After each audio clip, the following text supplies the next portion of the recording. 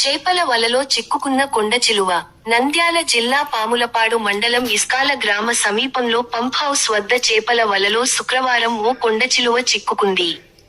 గుర్తించిన స్థానికులు Atmakur forest division పరిధిలోని ఫారెస్ట్ అధికారులకు సమాచారం ఇచ్చారు. అటవీశాఖ సిబ్బంది చేరుకుని కొండచిలువను వలలో నుంచి తప్పించారు. కొండచిలువను అటవీ అధికారులు నల్లమల అటవీ ప్రాంతంలో వదిలేశారు.